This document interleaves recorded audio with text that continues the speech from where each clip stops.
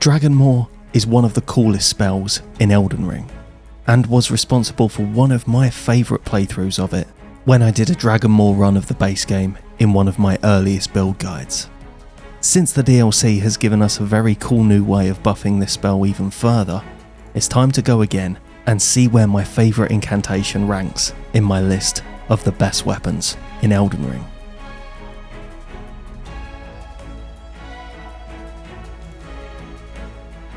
Like Carian Slicer and Catch Flame, Dragonmaw is usable enough to me to be considered a weapon in its own right.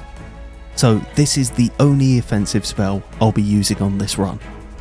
Don't worry though, I do have a plan for the other Dragon Communion spells in the future. So we're doing a Prophet start with the Golden Seed, and the setup on this run is very simple, so follow my standard setup guide and grab the Sombers and healing upgrades, and you don't need to worry about the smithings for this run. Then down into the Stranded Graveyard to grab our weapon for the run, the Dragon Communion Seal. The plan for this playthrough is to get set up, then get to the DLC relatively early to grab one of the new buffs to dragon builds from Shadow of the Erdtree. When you get to the room with the Banished Knight, wait until the chariot comes up to turn around. Then run into aggro him and down the ramp into the final alcove on the left. He'll get memed by the chariot and we get the seal before any levels.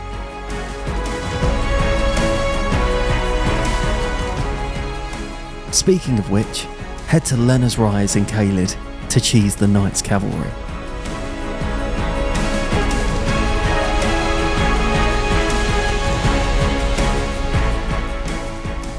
Then to Fort Fareth to kill Grail, popping a pickled Foulfoot just as she dies.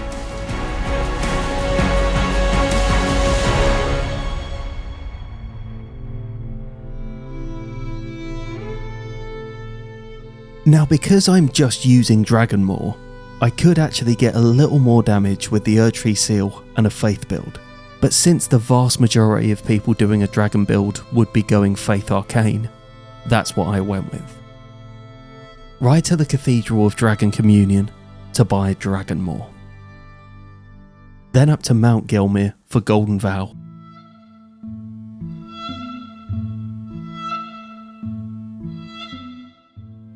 And to the Frenzied Flame Tower for Howl of Shabriri.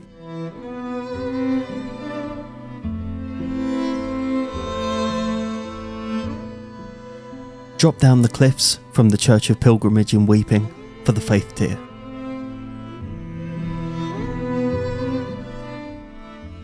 Then from the same church, ride south to kill the Erdtree Avatar for the Opaline Bubble tier. We're going to use this to tank some hits in the early game. Now down into the High Road Cave for the star talisman of this run, the Blue Dancer Charm.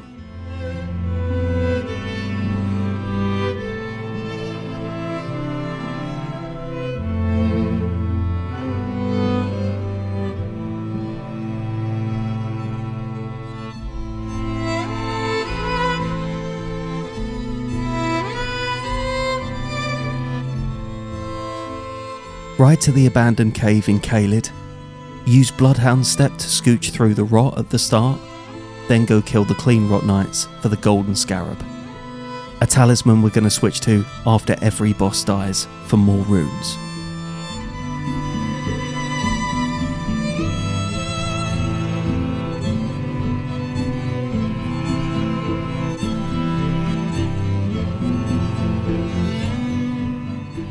For our first boss, it's Noble, and we're going to use the cheese. Line yourself up with the two pillars at the entrance and throw a sleep pot. Refill your FP while running forward, delaying his spawn and fucking up the entire strat. Panic, throw another sleep pot to put him to sleep. Buff too close to him, waking him up with Howl of Shabriri. Panic again, try and quit out and get one shot. It's really hard to tell the difference between me and Gino sometimes, isn't it? It's very, very similar gameplay.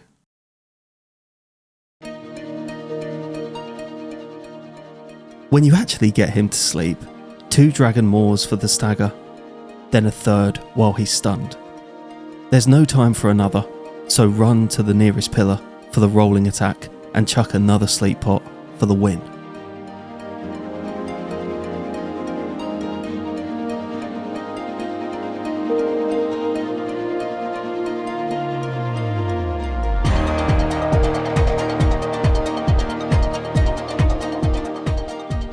Run through the manor, through the Stone Sword Keygate, and drop all the way down to the bottom for the Somber 7 on the ledge.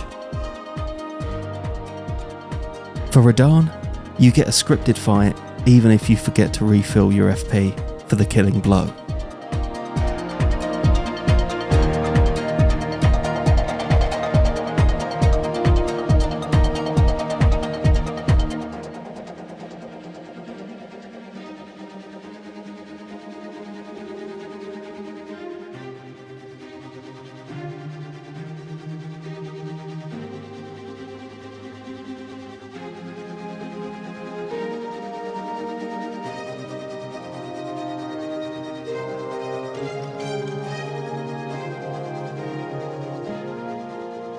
For the Draconic Sentinel, one of my favourite strats in Elden Ring.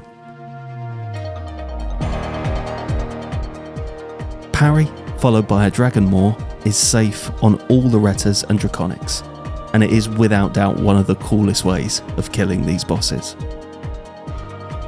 And no matter how many times I've done early Leyndell runs, I still forget this fucking barrier is here every time. Head to the Lux Ruins in Altus to bully the Demi-Human Queen for another talisman we'll have on for the whole game.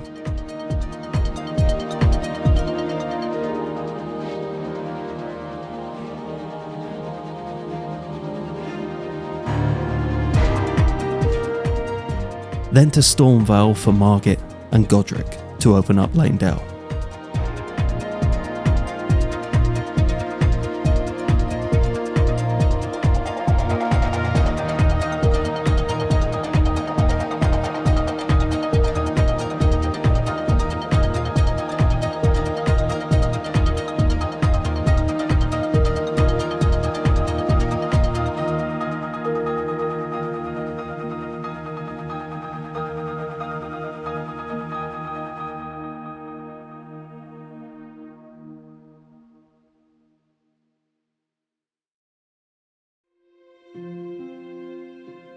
To grab the Incantation talisman into the heart of Aeonia for Commander O'Neill. It's not a particularly hard fight. Then follow Millicent's questline until she appears at the Erdtree Gazing Hill, at which point you can kill her. If you want pest threads though, you must give her the prosthesis before killing her.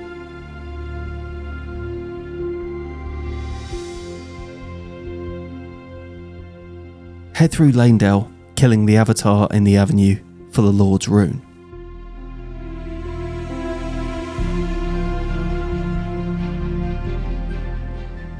Now down into the Shunning Grounds to grab Moog's Shackle.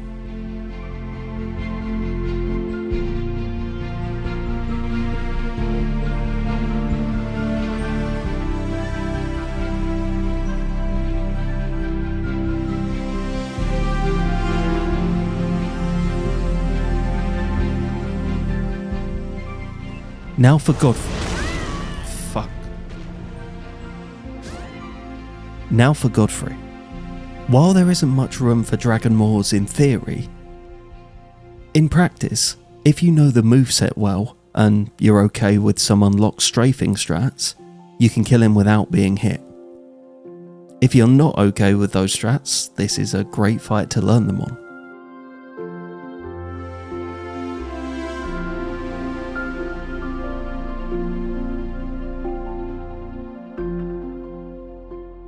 And for Morgott, the best kill in this series so far.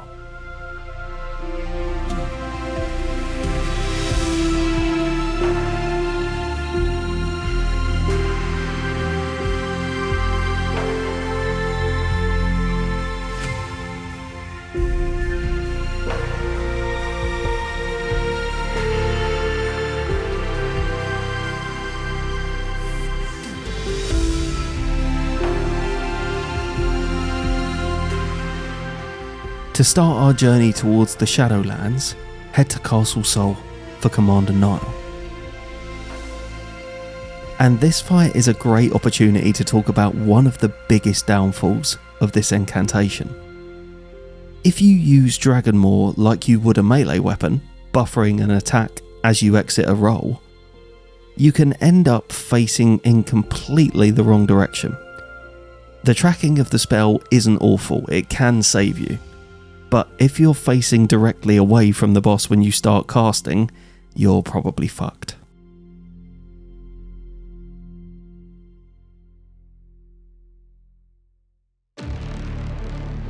Right through the snowfields, all the way to Ordina town. Then southwest to the Mogwin's teleporter, jumping onto this ledge to cheese the invader.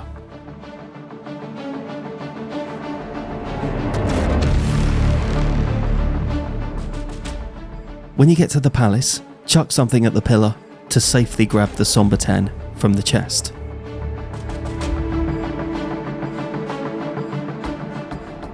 For Moog, shackle him right at the start, 2 Dragonmaws, refill your FP, and from there, the fight is over.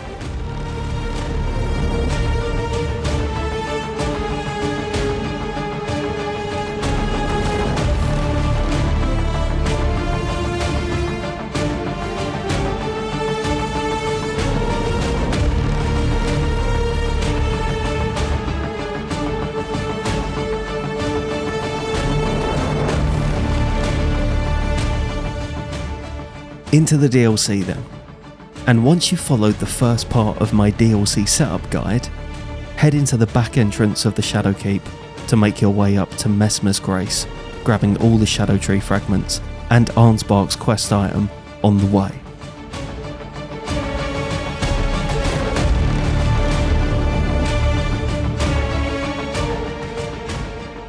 Now head out the side entrance to grab the remaining 4 shadow fragments in the ancient ruins of Rao. These are all in the setup video if you're not sure.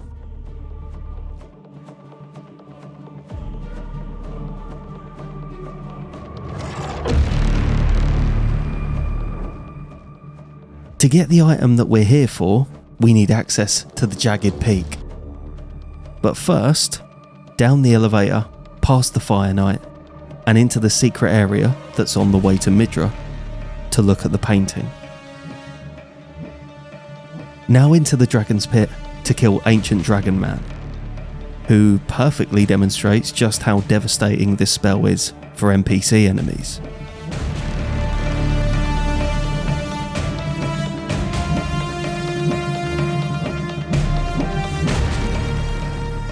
The Rock Heart can be found at the view depicted in the painting.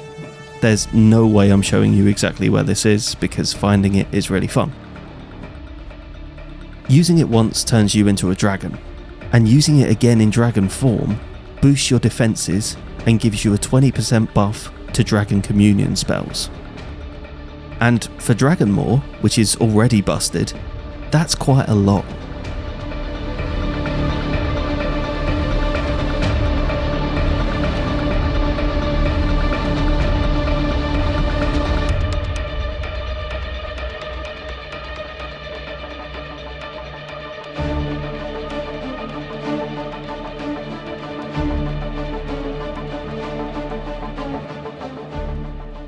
The annoying thing about Duo with this setup is that if Apostle had slightly more health, I'm pretty sure you could one-cycle them.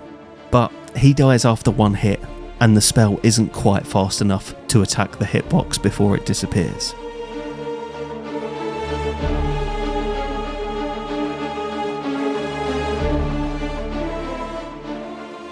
Dragonmaw deals 45 posture damage. Because of this, when Beast is one hit away from phase 2, you want to let him do his thing and recover his posture before going into the Malekith fight.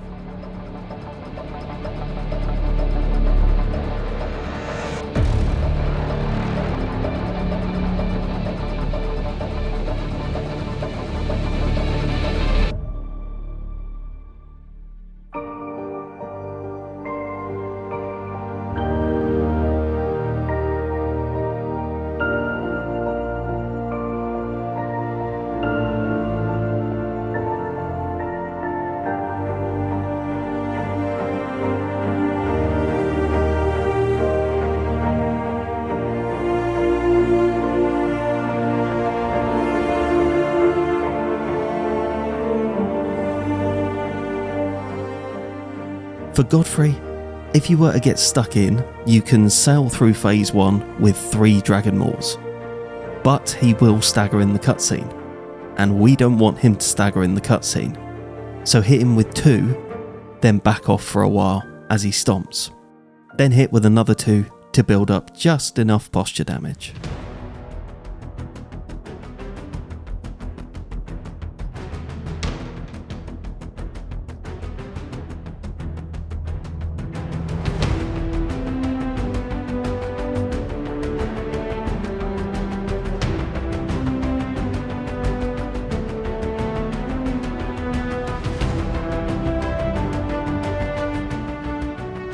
Speaking of posture damage, time for some extra gear, so head back to Dragon Barrow to kill the avatar for the Stone Barb crack tier.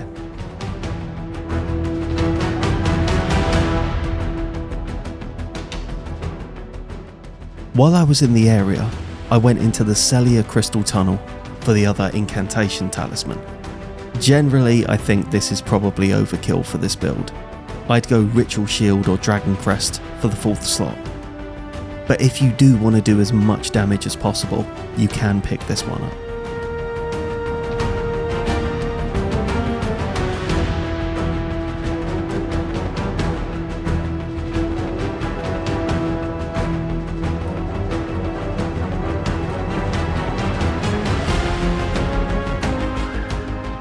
Despite being one of the best attacks in the game for posture damage, an early stagger on Elden Beast isn't really on the cards here. You can, however, stagger him while he casts Selden Stars.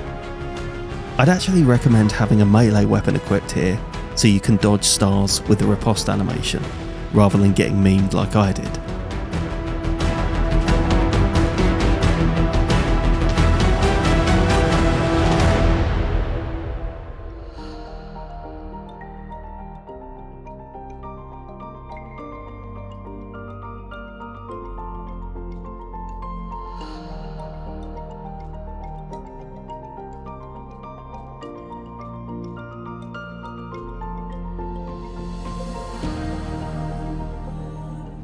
For Plassey, going for Dragonmaws between the lightning casts will mean his health bar only being a quarter full as he starts phase 2, which is on par with the very best damage in this game.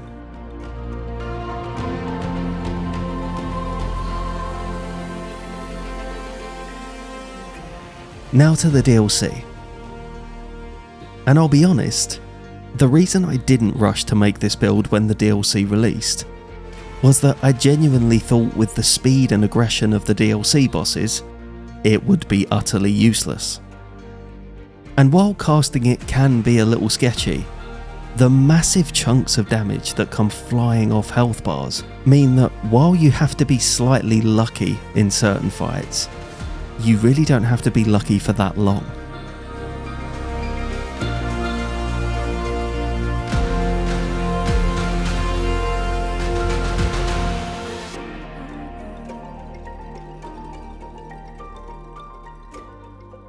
For Putrescent, Dragonmaw surprised me by dispatching him almost identically to the Holy Fire Knight's Greatsword build, which is pretty high praise for an incantation.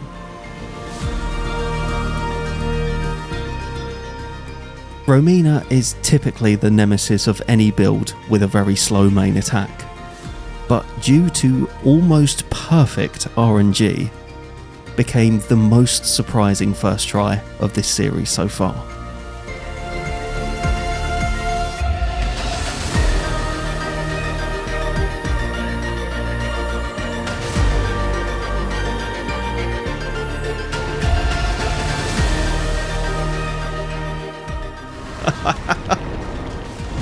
Yes!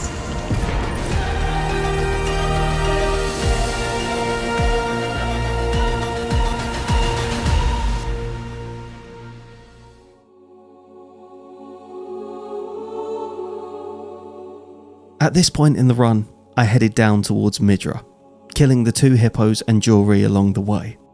For reasons that will become obvious, we'll talk about Midra later in the video.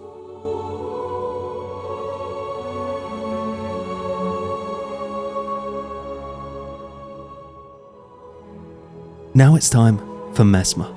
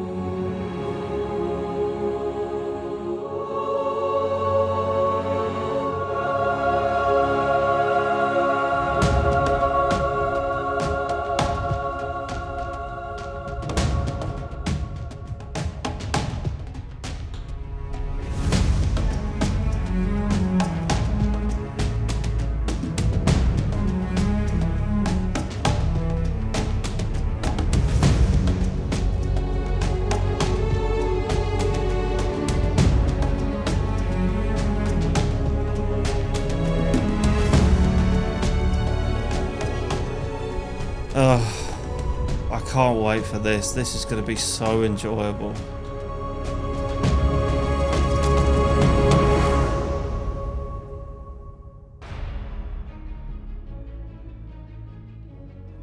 Dragonmaw is actually so good for NPCs that I very nearly killed Ledder's trio before my buddies even spawned in. Something that I can only really say about the Sacred Relic Sword.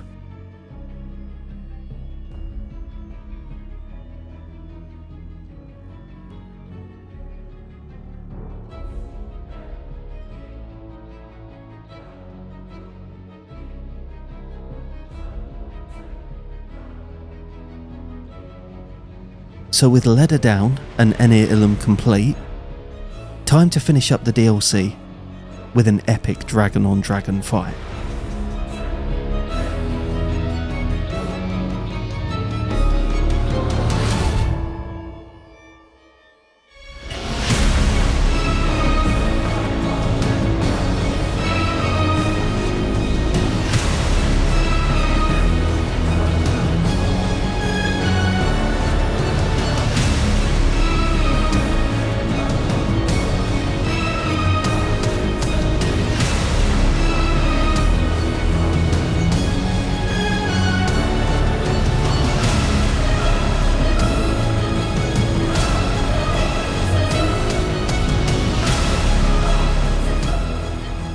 Loretta gets absolutely melted with parry strats, just like the Draconics.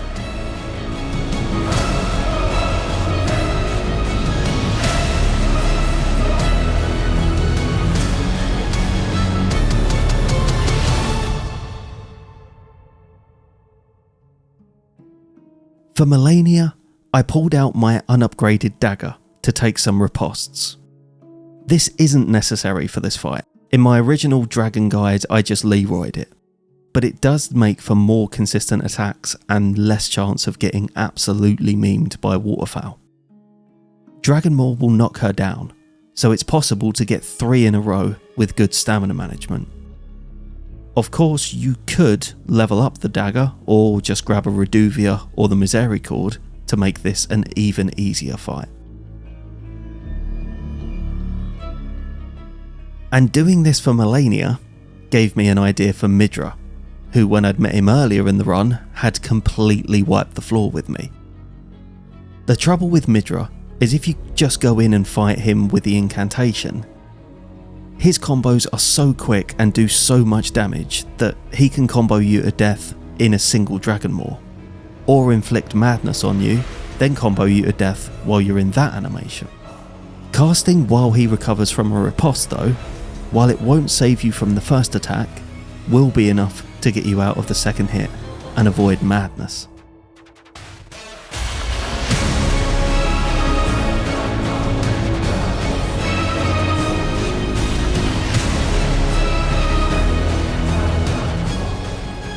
So how does Dragonmaw stack up to the other weapons we've covered so far in this series then? Well, first off, damage is a 10. This is one of the biggest hitters in the game, so single hit output is at max. For DPS, very similar to the Giant Crusher, coming in at a 7. It takes a pretty big opening, but if you get one, you can make health bars disappear very quickly. For bully ability, it's a 7. While it does more posture damage and more posture damage per second than an RKR Giant Crusher, the fact that you're not guaranteed a safe riposte and a follow-up loses it a point here. But the insane damage that you do blowing past boss health bar triggers gains it a point back. Adaptability is a tricky one. In general, I'd say Dragonmaw is fantastic for the vast majority of bosses. A 10, I would say. However, the bosses that it's bad for, it is so bad for that I can't give it anything more than a 7. And finally, ease of use. This spell has no option for quick bosses. For Shade Godfrey, for example, the only way you're getting a clean fight there is by doing strats that you typically only see in challenge runs. The animation takes half an hour, and if you haven't preempted your positioning, will go off in the wrong direction. This is a really hard spell to use, even when you've done runs with it before. So originally I was thinking a 2 or 3 for Dragonmaw. However, the other part of this score is how easy it is for beginners. And I'm pretty certain that if you gave a Dragonmaw build to someone who'd never played a Souls game before, and told them to cast it between spam rolling, they'd beat the game faster than they would with an awful lot of melee weapons, due to the damage it does. So for this, it claws some points back. And there it is, another weapon ranked. As you can probably see from this Midra fight, it is a little rough, and involves quite a lot of RNG. If Midra was any faster, had any more health, or dealt any more damage, this would definitely have crossed the line from being fun into being horrendously, tormentingly tedious. Anyway, thank fuck there isn't a boss like that in this game. I have been Thingfishy, and thank you for watching another one of my YouTube videos. I will see you later.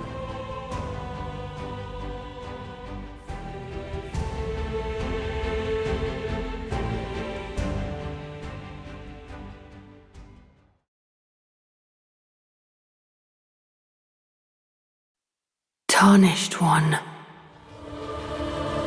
yield the path forward to us, to I, Mikola, and my promised consort, Radahn.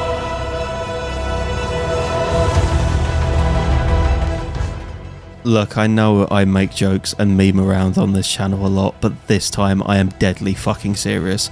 Do not do this. When you reach this point in the run, say, well, wasn't that a fun Dragonmaw run? And then go do something else. Carry on living your life. Play Silksong. Check out the new Night Rain update. Start a level 1 playthrough of Dark Souls 2 Scholar of the First Sin. Literally do anything but this. There is no opening in Consort's moveset big enough for a Dragonmaw, which means we need to be as tanky as possible. So I grabbed the Dragon Crest Great Shield from the Halig Tree, the Halig Drake Talisman from Mogwin's Palace, and swapped the Stone Bar for the Opaline Tear. Doing this halves the damage we can do in favour of being able to survive. There are 2 places you can get a safe Dragonmaw, both on his most common combo, starting with the Stomp and ending with the Ground Pull. If he does the turnaround animation after this, or starts the meteor attack, you can get a hit and recover in time for the next attack.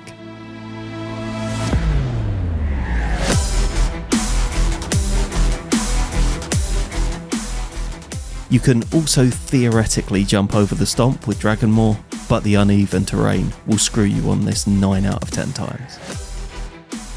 For enough flasks to deal and take enough damage, I had to grab 4 more golden seeds than I usually would have on a standard run. For the most consistent strategy possible, I would only attack after the pull and hope you get lucky on RNG.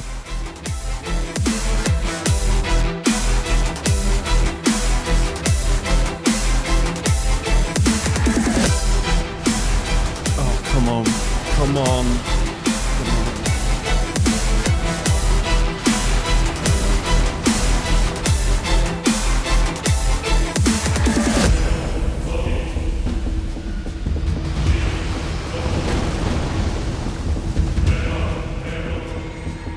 Oh, fuck off.